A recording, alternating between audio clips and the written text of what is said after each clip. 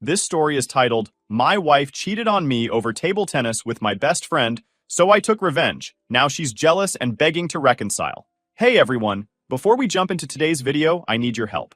We've noticed the channel is losing some traction, and subscribing is one of the best ways you can support us. It's quick, free, and it helps us keep bringing you awesome content. Your support means the world. Let's keep this channel growing together. Thanks so much. Now let's start the video. What's up, guys?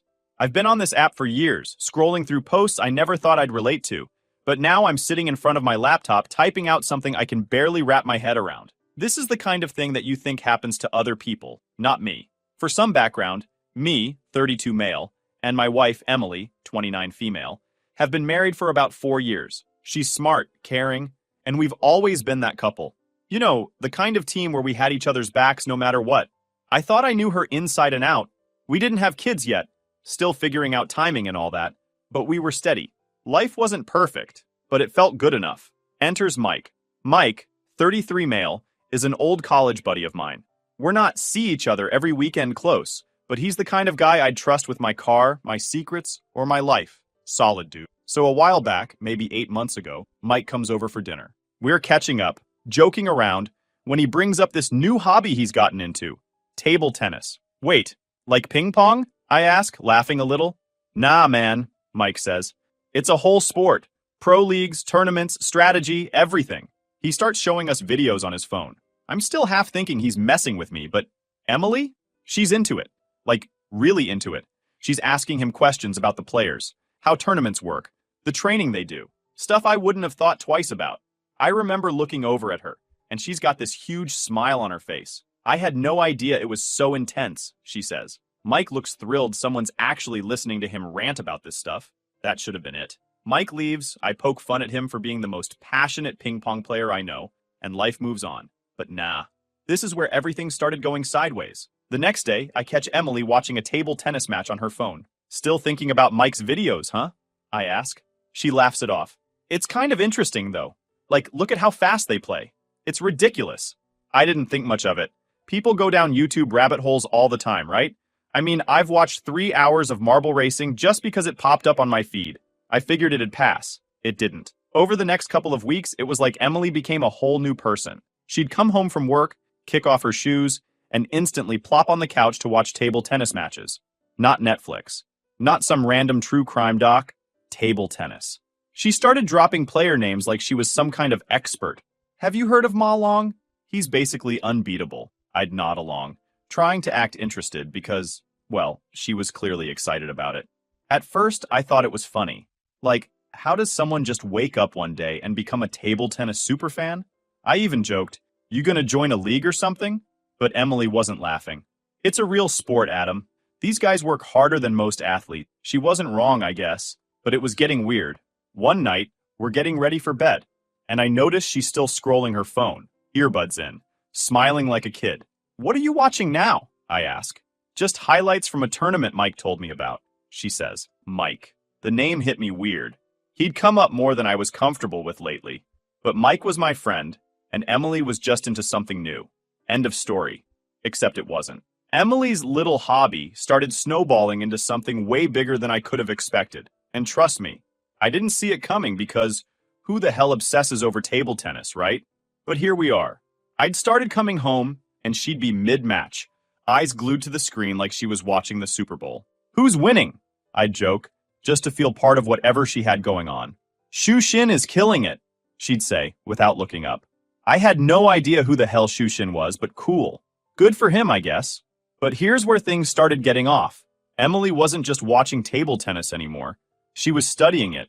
I'd find her with notebooks open, scribbling down stats like she was a coach preparing for a championship. She'd talk about players' spin techniques, or how their footwork separated the pros from the amateurs.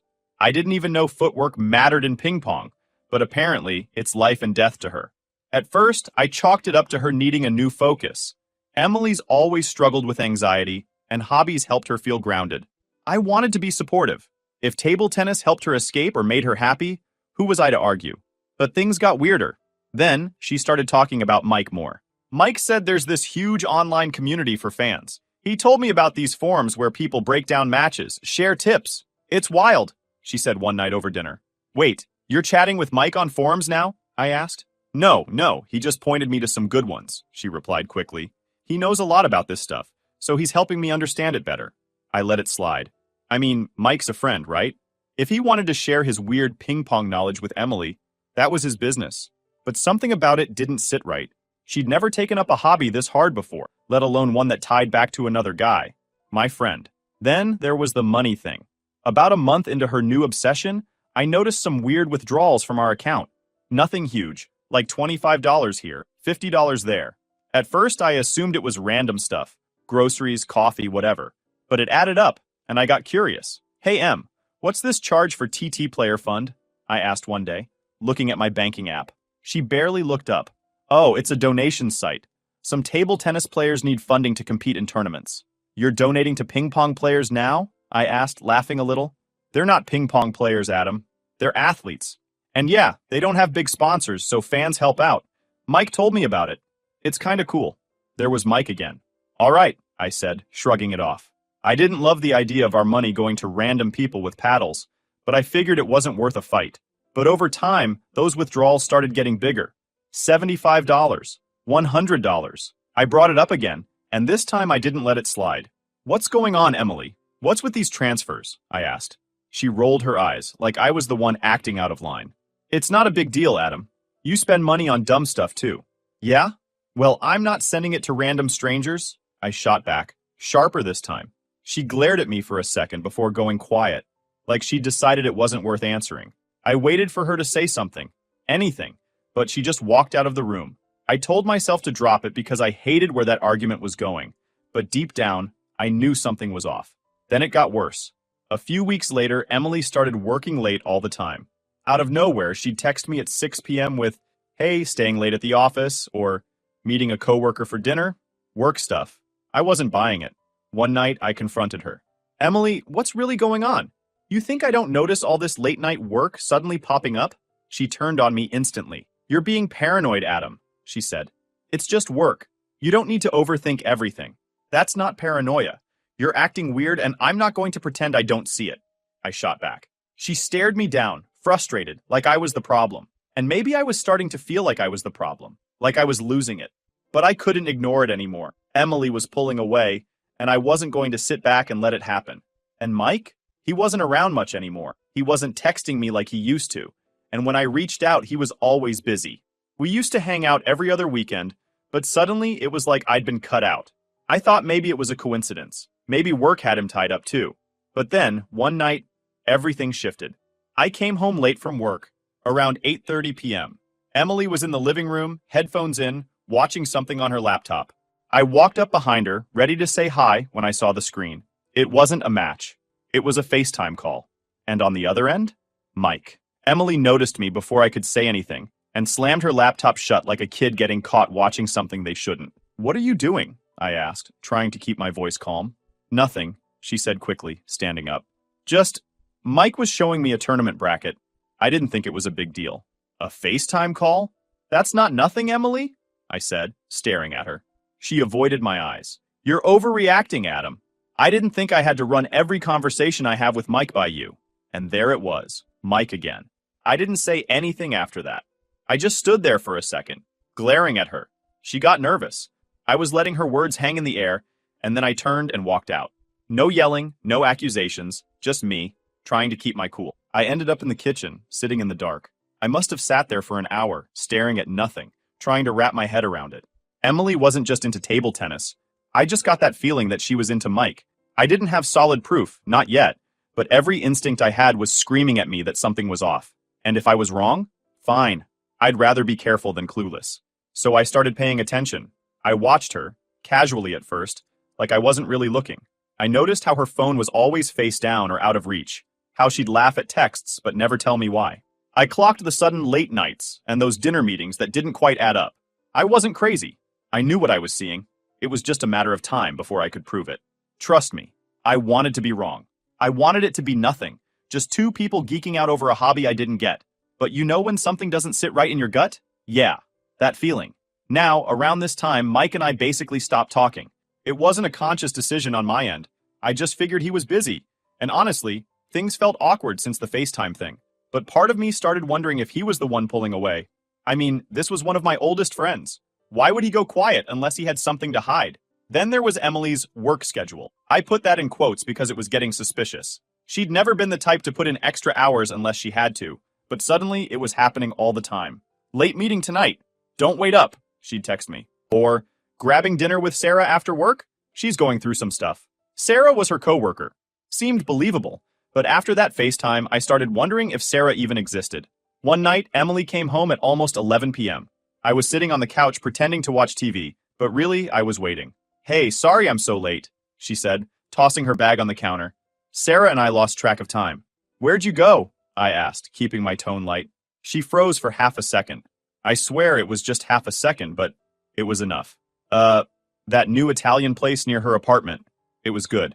She didn't look me in the eye when she said it. Now, maybe I was being paranoid, but I wasn't about to let this slide. The next day at work, I did something I'd never done before. I checked her location history on Google. Look, I know it's not my proudest moment, but I was losing my mind here. I needed to know. Turns out she hadn't been anywhere near that new Italian place the night before. Her location pinged across town, nowhere close to where Sarah lived. I stared at my phone for a solid minute, my hands shaking. I didn't want to believe it, but deep down I knew something was happening. That night, I decided to confront her, gently at first. I didn't want to blow up on her without proof, although if you asked me, I wanted to turn the house upside down. So after dinner, while she was sitting on the couch scrolling through her phone, I sat down next to her. Hey, can we talk? I asked. She looked up, surprised. Yeah, sure. What's up? I feel like you're pulling away from me lately, I said, trying to keep my voice calm. You're always on your phone, you're working late all the time, and… Adam, stop! She cut me off. You're overthinking this. I'm not, I said, a little firmer this time. Something's going on, Emily. Just tell me the truth. She rolled her eyes. The truth? Fine. I like table tennis. I'm spending time on a hobby. I'm sorry if that bothers you, but it's not a big deal. It's not just the table tennis, I shot back. It's Mike. Her face went pale. I don't think she expected me to say that. What about Mike? She said. You're always talking to him, FaceTiming him. He's the one who got you into this, and now you're lying to me about where you're going at night. So yeah, I think something's going on.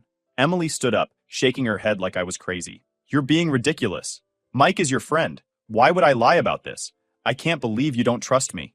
And with that, she stormed off to our bedroom. I sat there on the couch, my jaw clenched, refusing to say another word. She'd twisted it around, like I was the one out of line. Fine. If that's how she wanted to play it, I wasn't going to waste my breath. I didn't go to bed right away.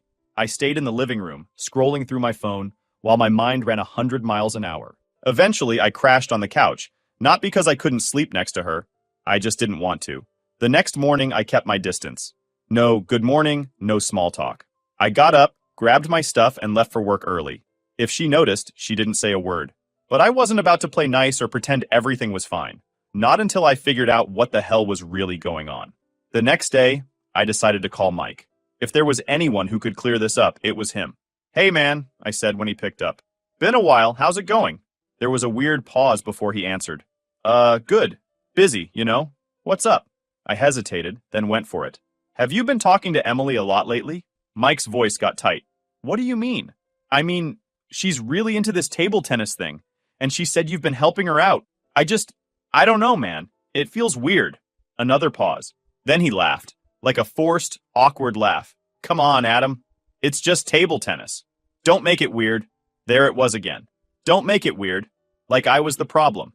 But the way he said it, it didn't sit right. Mike was hiding something. I could feel it. After that weird, dodgy phone call with Mike, I'd had enough. Something was going on, and I wasn't going to keep pretending everything was fine. I could feel myself being pushed to the edge, like I was being played for a fool while they both acted like I was overreacting. Not this time. It all became clear on that Saturday. Emily told me again that she was working late. She said it so casually, like she didn't even care if I believed her or not. Long hours on a weekend? I asked, leaning against the counter as she grabbed her bag. Yeah, we've got deadlines coming up, she said, not even looking at me. Don't wait up, okay? I just nodded, watching her walk out the door. The second it closed, I grabbed my phone. I'd been quiet, patient, and calm for too long, and where had that gotten me? Nowhere. I opened up Mike's Instagram. He didn't post much, but it was worth checking. And there it was. A story post from an hour ago. A blurry video of a table tennis tournament. He'd tagged the location. Some venue 45 minutes away. I felt my chest tighten. My mind was racing. She hadn't mentioned anything about a tournament. She hadn't said a word about Mike. Yet here he was, sharing it like it was no big deal. And I knew. I knew. I grabbed my keys and left. I wasn't going to sit at home feeling helpless. Wrong? I'd let it slide. Right? She wouldn't know what hit her. When I got to the venue, the parking lot was packed. People coming in and out wearing jerseys, carrying paddles. I sat in the car for a second, breathing hard, gripping the wheel so tight. This wasn't how I wanted to figure out the truth. But at this point, I didn't care about being polite. I needed answers. I walked inside, scanning the room. It was chaos. Dozens of tables set up, paddles smacking, people yelling. I pushed through the crowd, looking for her, looking for him. And then I saw them. Emily was sitting right near one of the tables, completely locked into the match in front of her. And next to her, Mike. They were leaning close together, heads almost touching, whispering like they were sharing some private joke. Then Emily laughed, really laughed. The kind of laugh I hadn't heard from her in months. She smacked Mike's arm like he was the funniest guy on earth. I stopped in my tracks. For a moment, I felt the anger boil up so hard I thought I'd lose it. I straightened up, squared my shoulders, and walked straight over to them. I wasn't quiet about it either. I wasn't sneaking around like I had something to be ashamed of. I didn't. Enjoying the match? I said loud enough for both of them to hear. Emily's head snapped up so fast it was like she'd seen a ghost. Her face went pale. Mike turned too, and his expression was pure panic, like a kid caught with his hand in the cookie jar. Adam, what are you doing here? Emily stammered, standing up so fast her chair nearly tipped over. What am I doing here? I shot back. What are you doing here, Emily? I thought you were at work. She opened her mouth, but no words came out. She looked like she was scrambling for an answer, but she had nothing. And Mike, I said, turning to him. Nice to see you. Weird that you didn't invite me to this little event, considering you're here with my wife. Mike tried to play it cool. Adam, man. It's not what it looks like. Cut the crap, I said, stepping closer. You've been dodging me for weeks. I've let both of you walk all over me, and I'm done playing the idiot. People were starting to look now. I didn't care. Let them see. If these two wanted to act like I was the problem, they could do it in the light where everyone could see who they really were. Emily grabbed my arm. Adam, please, can we talk about this somewhere else? It's not what you think. Oh, it's exactly what I think, I shot back, pulling my arm away. You've been lying to me for months? Work dinners? Late nights? This is where you've been? Sitting next to Mike, laughing like I don't exist? Mike stood up now too, holding his hands up like he was innocent. Adam, calm down. Nothing's going on here. Nothing's going on? I barked out a bitter laugh. That's funny because you sure look cozy for two people who have nothing going on. Emily looked like she was about to cry, and honestly, I didn't care. Not anymore. I turned to her one last time. I trusted you, Emily, I said, my voice low but firm. You didn't just wreck our marriage. You didn't appreciate the trust and loyalty I gave you, like I was too strict for noticing how weird you've been acting. And you, I added, glaring at Mike, you're no friend of mine. I've never known you before. I didn't wait for either of them to respond. I turned around and walked out of that venue.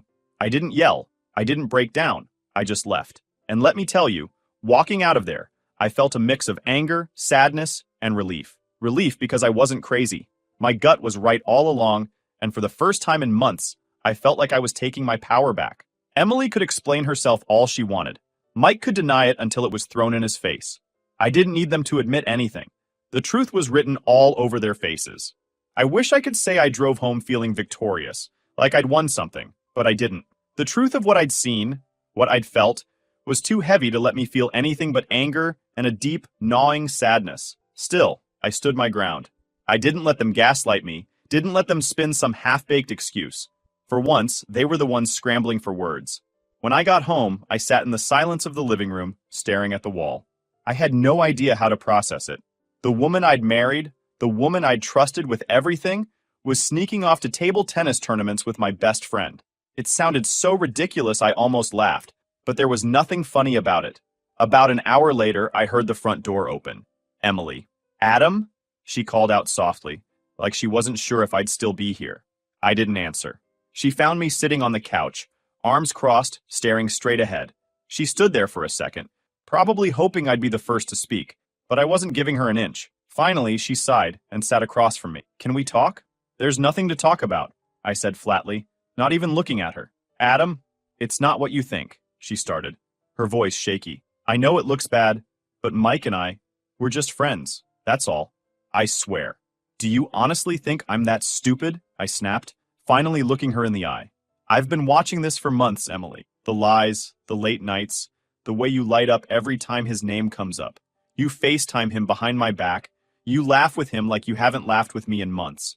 And now you're sneaking off to tournaments with him? Just friends? Come on. She looked like she was about to cry. And for a split second, I felt a pang of guilt. But then I remembered everything I'd been through. The gaslighting, the denial, the way she made me feel crazy for noticing what was right in front of me. I didn't mean for it to get like this, she whispered. That hit me like a brick. I leaned forward. So, there is something going on? She froze, like she hadn't realized what she'd just admitted. No, I mean, not like that, she stammered. It's just, I don't know. Mike understands me. He listens when I talk about stuff. I haven't felt like myself lately, Adam. And this stupid hobby, this table tennis thing, it made me feel happy. Mike was part of that. Happy? I repeated bitterly. You mean happy at my expense? Because while you were sneaking off and finding yourself, I've been sitting here wondering why my wife doesn't want to be around me anymore. I wasn't trying to hurt you, she said, tears streaming down her face now. But you did, Emily, I said, standing up. You hurt me, and you don't even seem sorry. You're just sorry you got caught. She didn't say anything to that. What could she say? She'd backed herself into a corner, and she knew it. The next day, I decided I wasn't going to let this drag out. That night, I made up my mind. I was done. Mike and Emily could explain it however they wanted, but I knew the truth. They might not have crossed every line, but they'd crossed enough. I filed for divorce the next week. After I filed for divorce, the days were slow, and the nights were even slower. I didn't miss Emily, at least not in the way I thought I would. I missed the version of her I thought I knew, the life I thought we were building. It wasn't about her anymore. It was about starting over. And honestly, I didn't know where to begin. For the first month, I threw myself into routines. Work, gym, sleep, repeat. I stopped checking my phone, stopped scrolling through old pictures, and stopped wondering where I went wrong. Instead, I focused on me, on being better, stronger, and not letting this thing define me. It was at the gym where I met her. I wasn't looking for anyone, let me make that clear. I was there to burn off energy, clear my head, and get some of the anger out. But there she was. She was my age, worked in marketing, and had this easygoing, no bullshit vibe I hadn't seen in a long time. We'd talk here and there after workouts. Just quick chats about how our days went or how much we both hated burpees. It was casual, but for the first time in months, I felt normal. She came to me asking, "Mind if I join you?" And I agreed. Then we started talking. At one point, she looked at me and said, "You seem like you've been through it. I don't mean to pry, but you don't strike me as the type who hangs out at the gym every day just for fun." I hesitated. Part of me didn't want to dump my past on her, but there was something about Tara that made me want to be honest. "Yeah, you're not wrong," I said, fiddling with the edge of my cup. "Let's just say I've had a rough year. Divorce, betrayal, all that fun stuff. Over the next couple of weeks, Tara and I kept running into each other. At the gym, at the smoothie bar, even once at the grocery store. It felt natural. No pressure, no games, just two people getting to know each other. One evening, we went to grab dinner together. At one point, she asked me, "So, do you hate talking about table tennis yet?" I froze mid-bite, looking at her like she'd just read my mind. "Wait, how do you know about that?" She burst out laughing.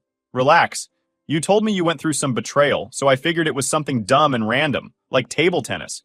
Guys always have some wild story." I couldn't help but laugh with her. "You have no idea. Table tennis almost ruined my life. Good thing you're not that guy anymore," she said, smiling at me. Me and my new girl were getting close, and things felt easy, natural even. A buddy of mine, who still kept in touch with Emily, let it slip that she'd found out, and apparently, her jealousy was off the charts. She was venting to her friends about it, saying things like, "He didn't waste any time, did he?" I just laughed when I heard. Classic Emily. She didn't choose me, but the second someone else did, she couldn't handle it. For me, I'm finally moving forward. That's it, guys. Thanks for sticking with me through all of this. It's been a ride, but I feel like I'm finally back on track. Appreciate the support. Let me know if you've ever had to rebuild yourself like this. Sometimes it's the hardest thing, but damn, it feels good when you get there.